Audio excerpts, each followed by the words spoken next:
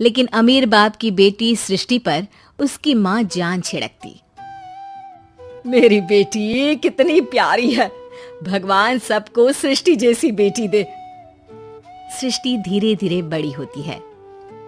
एक दिन सृष्टि की सहेली कहती है, तू दिखने में कितनी अजीब सी है, लेकिन मैं जानती हूँ हम सब में सबसे अच्छी शादी तो तेरी ही होगी। तेरे पापा अमीर जो हैं। और बता नहीं सकते यार, दहेज तो हर कोई देता है, ये क्या ज्यादा ले जाएगी अपने पति के लिए? अरे बड़े शहर में कोठी है इसके पापा की। अरे पापा की है ना, कौन सी इसकी है? इसकी होती तब तो कोई भी लड़का इससे शादी कर लेता। अरे पापा की मतलब पापा की है तो मेरी ही है ना? किसने कहा?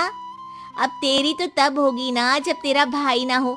वैसे भी शादी के बाद सारी प्रॉपर्टी भाई के नाम होती है। सृष्टि समझ जाती है कि उसे किसी भी हालत में माँ बाप की सारी प्रॉपर्टी को अपने नाम करना है, लेकिन कैसे? एक दिन सृष्टि का भाई शीनू कहता है, बहन क्या कर रही है? तुझसे एक बात करनी है। अरे हाँ हाँ करना, मैं तो तेरी बहन हूँ। बहन मेरी लाइफ में ना एक लड़की है, बहुत अच्छी है। मैं सोच रहा हूँ माँ और पापा से बात करूँ शादी के लिए। सृष्टि को समझ में आ जाता है कि भाई की शादी होते ही भाभी उसे एक दिन भी घर में बर्दाश्त नहीं करेगी। क्या बात है भाई, बताना कौन है वो? यार वो बहुत अच्छी लड़की है, पढ़ी लिखी है, मेरे साथ जॉब भी करती है। बस एक प्रॉब्लम है। हाँ प्रॉब्लम? क्या प्रॉब्लम है भाई? यार वो शादीशुदा है, लेकिन उसके पति ने उसे सिर्फ इसलिए छोड़ दिया क्योंकि उसके माँ बाप दहेज नहीं दे पाए। सृष्टि ये सुनकर न जाने क्यों खुश हो जाती है। अरे भाई तो क्या हुआ, लड़की तुझे तो पसंद है ना? शीनू को लगता है कि बहन उसे समझ रही है। वो इस बात से अनजान होता है कि उसकी बहन की मंशा पूरा घर हड़पने की है। सृष्टि अपनी माँ से कहती है, मम्मी मुझे तो बहुत चिंता है, पता है शीनू क्या कर रहा है? अरे क्या कर रहा है, वो तो काम पर जाता है और वापस घर आता है। नहीं ना माँ, वो यही तो नहीं कर रहा, बाकी सब कर रहा है। आपको पता है उससे प्यार है, और वो भी एक शादीशुदा लड़की से। ये क्या हो गया, मैं सोसाइटी में क्या मुंह दिखाऊंगी? अरे तेरे पापा तो यही कहेंगे कि मैंने ही उसे बिगाड़ दिया है।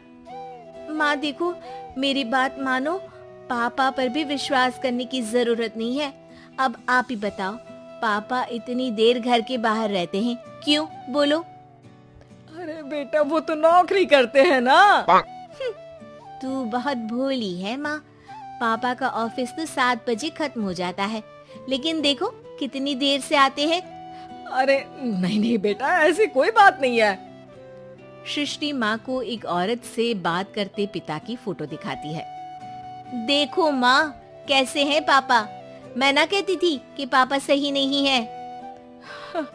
मैं तेरे पापा से बात करूंगी, दे फोटो मुझे। ओ माँ वो तो डिलीट हो गई। लेकिन चल, तूने तो देख लिया ना, पापा से बाद में बात कर लेना, और हाँ मेरा नाम बिल्कुल मत लेना। हाँ माँ। अब क्या था, सृष्टि के माँ और पिता के बीच झगड़ा होना शुरू हो जाता है। सृष्टि के मन में क्या चल रहा था कोई नहीं जानता था। एक दिन, माँ सृष्टि के लिए एक लड़का देखा है, वो लोग शाम को उसे देखने आने वाले हैं। और हाँ माँ, एक खुशखबरी, मैं और पापा मिलकर एक नया बिजनेस ट्राई कर रहे हैं। शाम को लड़का आता है, सांवले रंग का। सृष्टि को तो बिल्कुल भी पसंद नहीं आता। लड़की की माँ कहती है, लड़की का चेहरा तो कोई खास नहीं, लेकिन अगर मेरे बेटे को आप लोग सेटल कर दें तो मैं उसकी शादी आपकी बेटी से करवा दूं। सृष्टि को लड़का बिल्कुल पसंद नहीं था। उसे भाई पर गुस्सा आ जाता है। लड़के वालों के जाने के बाद कहती है, माँ देखा शीनू मेरे लिए कैसा लड़का लेकर आया, न दिखाने लायक न सुनने लायक, सेटल भी नहीं, वो भी हम करे। अरे माँ मैं जानती हूँ ये मेरी शादी किसी भी घर में क्यों करवाना चाहता है। अरे कैसी बात कर रही है बहन, तूने तो देखा ना, लड़के को मैंने ही मना कर दिया तुझसे शादी के लिए। जिसने लड़का बताया था उसने उसकी बहुत तारीफ की थी। बात आई गई हो जाती है, लेकिन सृष्टि का मन शांत नहीं होता। क्या करूं, कुछ समझ में नहीं आ रहा। मेरी शादी हो गई तो ये लोग पूरी प्रॉपर्टी शीनू के नाम कर देंगे, मेरे हाथ तो कुछ लगेगा ही नहीं। तभी सृष्टि को आइडिया आता है। वो किसी वकील को फोन करती है। जी देखिए, अगर आपके मम्मी पापा का तलाक हो जाता है तो आपके पिता की आधी प्रॉपर्टी आपकी माँ के नाम हो जाएगी, फिर उसे वो किसी को भी दे सकती है। सृष्टि अब माँ को बेटे के खिलाफ भरती है। माँ, शीनू पर नजर रखा करो, वो जिस लड़की के प्यार में है ना वो शादीशुदा है। यहाँ आएगी, सारा पैसा, रुपया, जमीन, जायदाद सब हड़प लेगी। पापा का भी हाल तुमसे छुपा नहीं है। ऐसा ना हो कि मैं और आप एक दिन सड़क पर भीख मांगे। हे भगवान, मैं तो जीते जी मर जाऊंगी अगर ऐसा हो गया तो। ऐसा हो गया नहीं माँ, ऐसा ही होगा। अभी समय है, आगे का सोच लो। मैं तो कहती हूँ पापा से आधी प्रॉपर्टी लेकर अलग हो जाओ। पापा की आधी प्रॉपर्टी भी हम लोगों को अगर मिल जाती है ना तो अगले 7 जन्म सफल समझो।